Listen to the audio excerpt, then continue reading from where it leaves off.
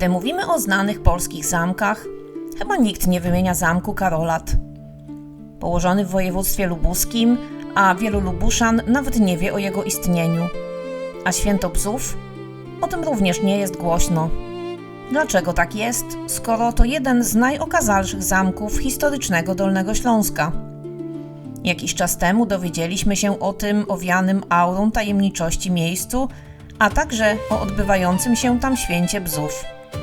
Wówczas postanowiliśmy przekonać się sami, jak obchodzone jest to święto i jak wygląda zamek, gdy przekroczyć jego bramy.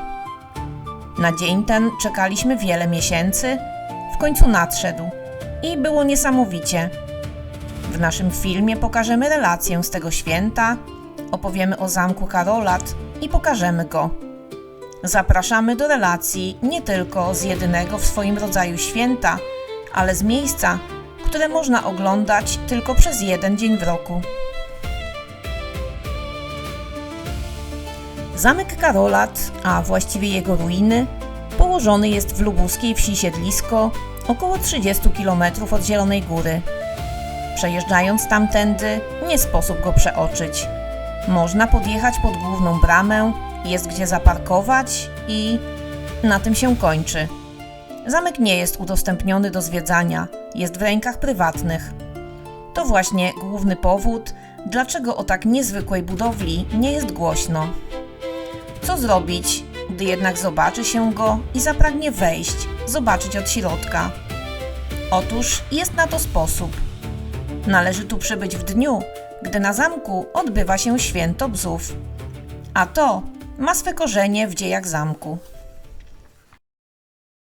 Pierwsza informacja o zamku pojawia się w XIII wieku.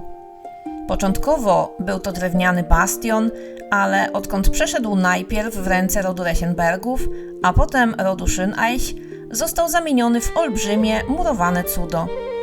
Kolejne pokolenia obu rodów przebudowywały i dobudowywały kolejne jego części, w tym salę zdobioną portretami 40 króli, czy salę balową z kolumnami. A styl też się zmieniał. Był renesansowy, barokowy, neorenesansowy. Ostatecznie powstał jeden z najpiękniejszych i największych zamków ówczesnego Dolnego Śląska, gdyż historycznie tereny te należały właśnie do niego. A nazwa Karolat?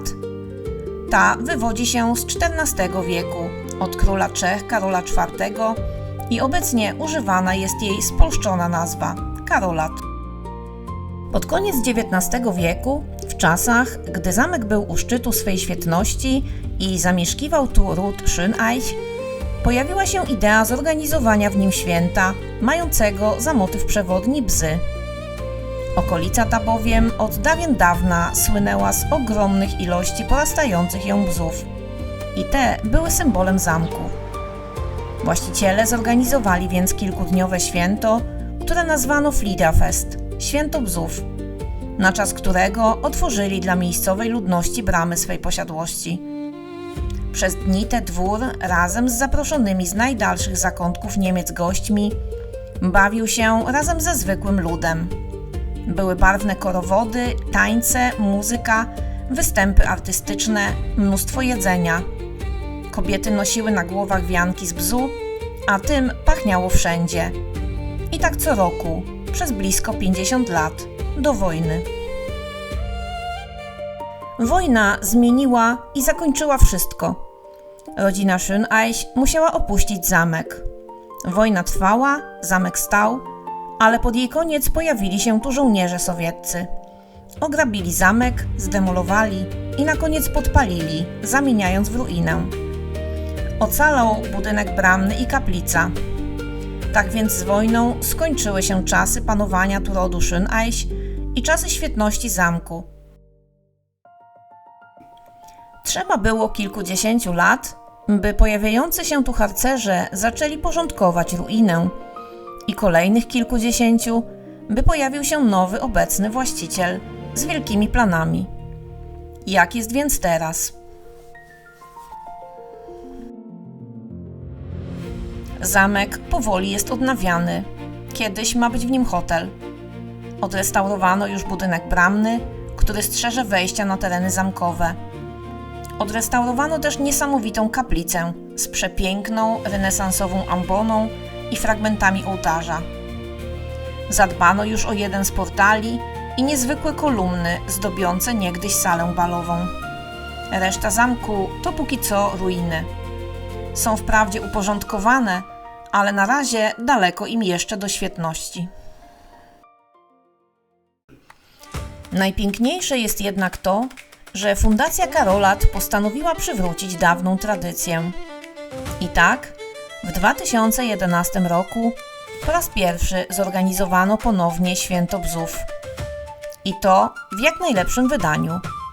Właściciel otwiera bramy zamku na ten dzień, by jak kiedyś mieszkańcy i wszyscy goście mogli cieszyć się bzowym świętem na zamkowych terenach.